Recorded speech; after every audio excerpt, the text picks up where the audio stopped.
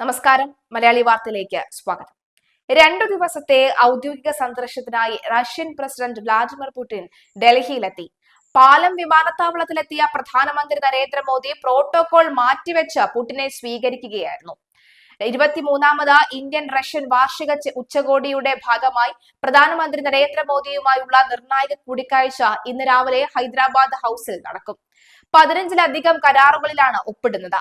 ഇന്നലെ വൈകിട്ട് 6:45 പുടിന്റെ ഔദ്യോഗിക വിമാനം ഫ്ലൈയിങ് ക്രൈലിൻ ഡൽഹിയിൽ ഇറങ്ങുമ്പോൾ ഈ ഡാർമാർക്കിൽ പ്രധാനമന്ത്രി മോദി കാറിൽ കാത്തിരിപ്പുണ്ടായിരുന്നു.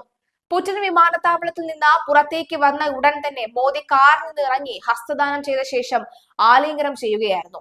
ശരിക്കും ആ ഒരു വിഷ്വൽ വിവരിക്കുകയാണെങ്കിൽ നമ്മുടെ പിതാവ്, നമ്മുടെ അച്ഛനമ്മമാരൊക്കെ തന്നെ വിദേശത്ത് പോയി വരുമ്പോൾ നമ്മൾ വിമാനത്താവളത്തിൽ കാത്തു നിൽക്കുന്ന ഒരു രംഗമുണ്ടല്ലോ.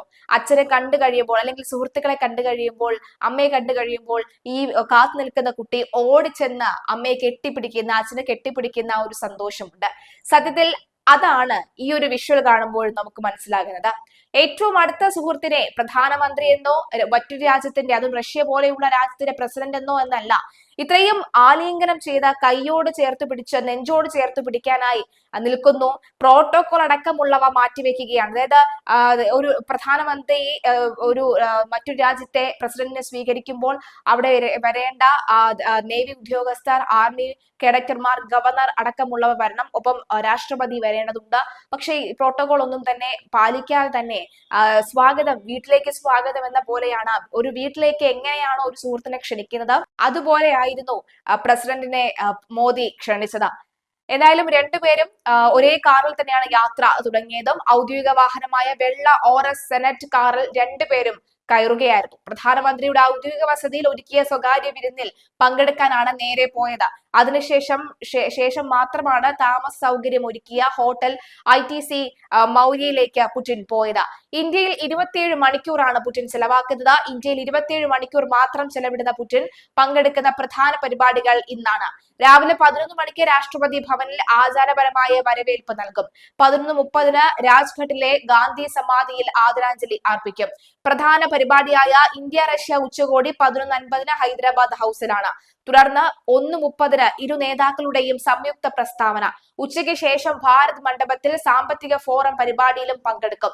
7 മണി രാഷ്ട്രപതി ഭവനിൽ രാഷ്ട്രപതി ദ്രൗപദി മുർമു ഒരുക്കുന്ന അത്താഴ വിരുന്നിൽ പങ്കെടുത്ത ശേഷം രാത്രി 9:30 റഷ്യയിലേക്ക് മടങ്ങും. ഇന്ത്യ റഷ്യ വാർഷിക ഉച്ചകോടിയിൽ പങ്കെടുക്കുന്നതിനായാണ് റഷ്യൻ പ്രസിഡന്റ് വ്ളാഡിമിർ പുടിൻ ഡൽഹിയിൽ എത്തിയത്. എന്തായാലും ലോക ശ്രദ്ധ ഇന്ത്യയിലേക്ക് തന്നെയാണ്. പ്രധാനമന്ത്രി നരേന്ദ്രമോദിയെ വാനോളം പുകഴ്ത്തി റഷ്യൻ പ്രസിഡന്റ് വ്ളാഡിമിർ പുടിൻ നൽകുന്നത് ഇന്ത്യയുമായുള്ള സൗഹൃദത്തിന്റെ പ്രസക്തി തന്നെയാണ്. സമ്മർദ്ദങ്ങൾക്ക് വഴങ്ങുന്ന നേതാവല്ല നരേന്ദ്രമോദി എന്ന പുടിൻ പറയുന്നു. മോദിയെ പോലെ ഒരു നേതാവുള്ളത് ഇന്ത്യയുടെ ഭാഗ്യമാണെന്നും റഷ്യൻ പ്രസിഡന്റ് പറയുന്നു.